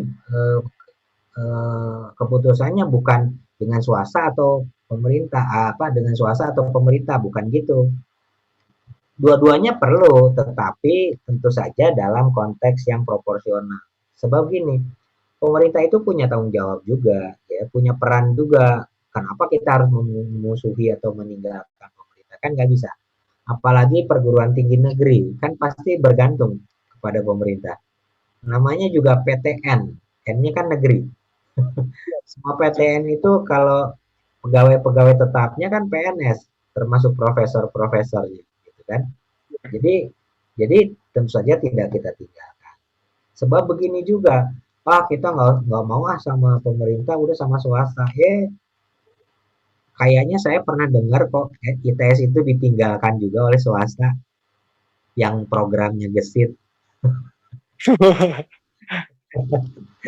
Jadi Yang ini Pak, semuanya kalau kita ditinggalkan, di PHP-in, kan sakit juga tuh, ya enggak? Sakitnya tuh di sini, kira-kira katanya gitu.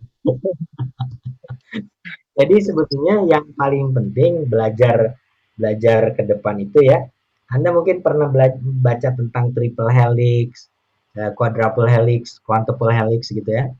Bagaimana interaksi antar berbagai elemen dalam sebuah sistem inovasi itu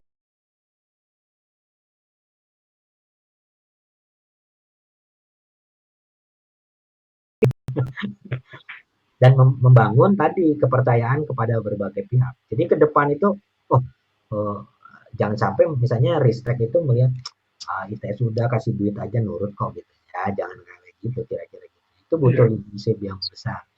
Demikian juga dengan swasta. Swasta itu ya walaupun dia misalnya gini, teknologi baterai ya, saya kan bisa beli dari Cina gitu ya. Cina kan teknologi baterainya maju kan, ya nggak?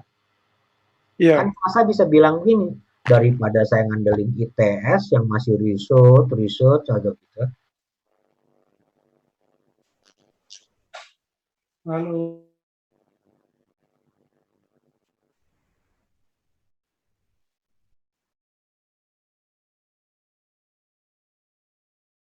Kita habis nih. Oke, jadi kira-kira gitu bahwa ya tentu sebagai ITS perlu merubah ya. Positioning itu perlu dalam dinamika perkembangan ilmu pengetahuan, teknologi dan inovasi harus berubah. Ya, contoh misalnya di Singapura ya. Di Singapura kan salah satu kehebatannya itu perguruan tinggi itu sangat dihormati. Komunitas perguruan tinggi sangat dihormati. Di negara-negara maju umumnya demikian. Nah, itu biasanya memang tidak semua bidang, tapi perlu ada bidang-bidang tertentu yang menjadi pelopor perintis. Nah, tapi kembali kepada pertanyaan Anda tadi, apakah tidak sebaiknya dengan swasta? Oh ya, nggak bisa pilihan, semuanya penting. Kita kalau mengembangkan teknologi tentu saja butuh kolaborasi dengan swasta. Swastanya juga harus pilih-pilih kan, yang bisa kita ajak besar bersama, berkembang bersama, sukses bersama. Kira-kira gitu. Teknologi industri kita nggak bisa mengabaikan swasta, sangat butuh. Oke, masih ada pertanyaan lagi. Saya Pak izin bertanya sedikit. Ramadan Fauzi. Iya betul Pak. Oke, silakan. Kalau tadi kan di awal dibahas kalau kesiapan teknologi itu ada dua perspektif, yaitu objektif dan juga subjektif. Ya. Kalau saya coba cari-cari di internet, kalau konsep TKT-nya milik NASA itu lebih ke arah objektif ya Pak. Lalu Iya, kalau yang untuk yang subjektif itu yang seperti apa ya Pak ya? nah itu yang tadi saya sampaikan teorinya Rogers, kemudian Parasuraman, lalu Davis itu bicara mengenai perspektif subjektif ini. Sorry, bentar saya share ya.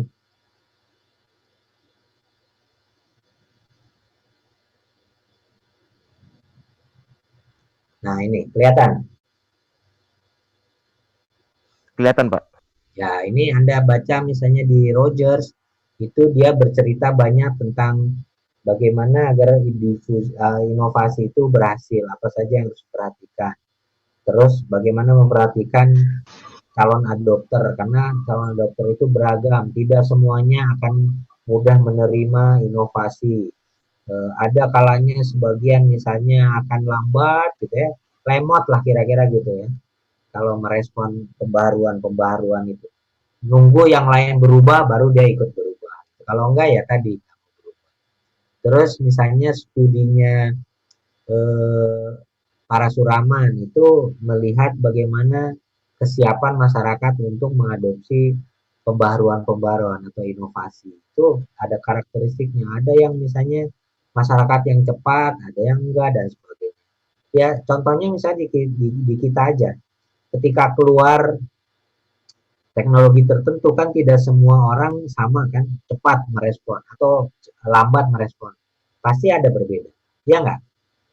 Iya Pak.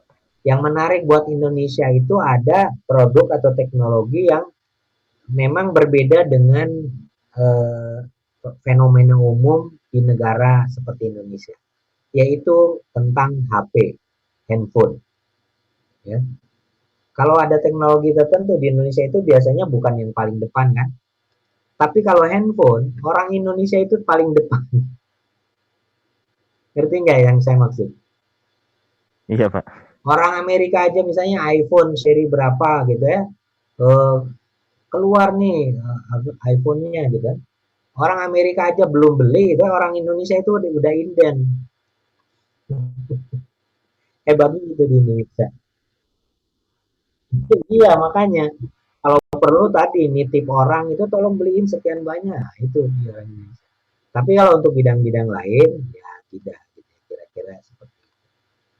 Jadi tadi ya pertanyaan Ramadan itu bagaimana contohnya ya itu tadi, misalnya tadi saya cerita tentang kelompok capir. Itu kan karena pemerintah kita punya perhatian bagaimana agar kelompok petani kita, salah satunya ya, bisa cepat mengadopsi inovasi-inovasi teknologi. Misalnya benih baru ya, varietas unggul. Masyarakat kita itu kalau diperkenalkan, Pak ini ada varietas padi unggul nih, pulen, isinya tuh berisi padat gitu ya. Kemudian kalau dimasak pulen, wangi dan sebagainya. Belum tentu langsung merespon, oh iya saya akan tanam, belum tentu gitu. Jadi readiness levelnya itu sangat berat. Makanya dulu pemerintah kita salah satunya tadi mengembangkan kelembagaan yang sederhana yang bisa diterapkan di masyarakat. Itu contoh aja. Jadi banyak sekali. Anda kalau nanti melakukan riset juga jangan dikira bahwa hanya meneliti tentang pengembangan teknologinya yang penting. Tapi bagaimana misalnya memotret kesiapan masyarakat, apa kebutuhan mereka, bagaimana meningkatkan kapasitas mereka agar bisa menerima pembaruan inovasi itu juga sama pentingnya. Gitu. Jadi supaya masyarakat kita bisa cepat maju untuk mengadopsi inovasi. Itu bidang riset yang sangat menarik nanti, termasuk untuk bidang-bidang manajemen. Baik Pak, terima kasih. Ada lagi? Izin Pak bertanya Pak. Yusuf. Ya. Sekarang. Ya, terkait roadmap Pak, mungkin tadi udah sedikit ditanyakan sama Mas Kevin. Saya mau coba untuk yang kita adopsi di perusahaan ya Pak. Misalkan perusahaan itu kan biasanya punya kayak semacam strategic plan gitu Pak. Jadi misalkan terkait sama teknologi, ada teknologi strategic plan. Dia kan ada tahapan misalkan berapa tahun ke depan gitu. Nah, dalam tahapan itu roadmap itu tahap 1, 2, 3 sampai ujung akhirnya kan biasanya sudah diketahui Pak. Maksudnya tujuan akhirnya kita mau seperti apa. Nah, dalam masa tahapan-tahapan itu apakah baiknya itu dikunci atau tidak? Maksudnya kan dalam perkembangannya teknologi juga kadang perkembangannya juga bisa lebih cepat. Jadi belum sampai ujung roadmap yang disusun di awal itu, di pertengahan itu udah geser ke kanan atau geser ke kiri, malah semakin menjauh dari tujuan utama. Apakah itu baiknya dikunci atau gimana Pak untuk menyiasati itu Pak? Pertanyaannya bagus.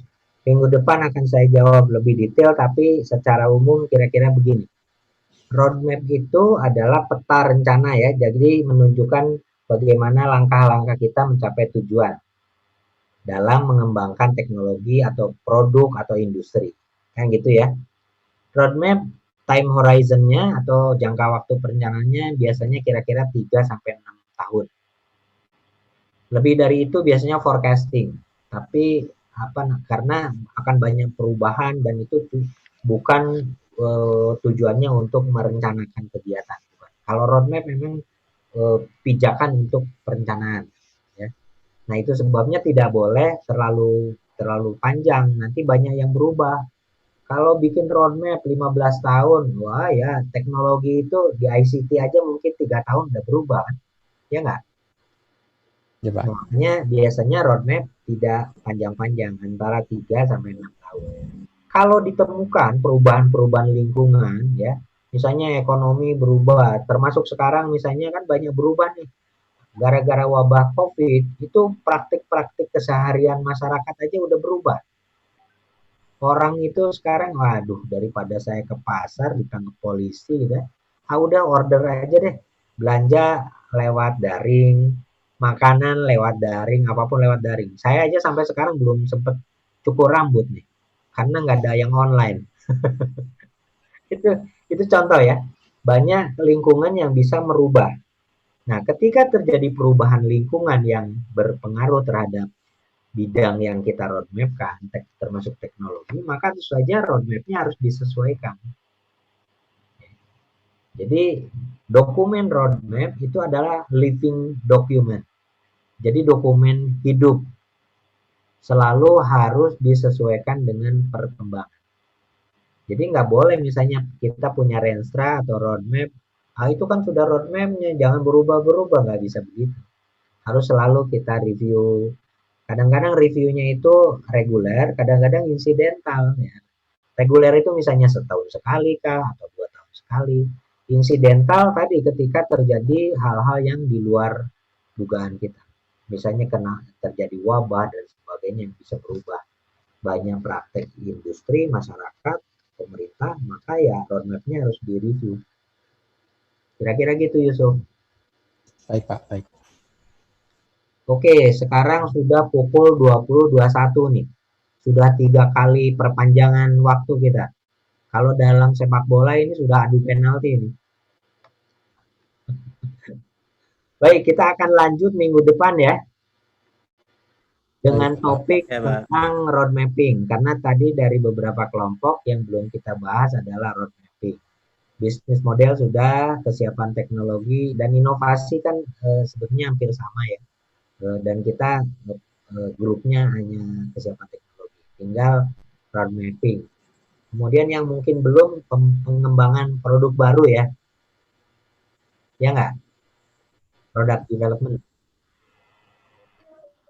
Ya, nanti itu bahannya akan saya kasih minggu depan insya Allah. Tapi minggu depan kita fokus ke road mapping dulu. Kalau sisa waktu kita akan lanjut dengan quality function deployment. Ya, baik. Sudah kita cukupkan ya. Iya baik Pak. Kita akan tutup. Terima kasih. Jaga kesehatan. Sama-sama Pak. Ya, sama-sama. Terima kasih, Sampai Pak. ketemu insya Allah Rabu depan ya.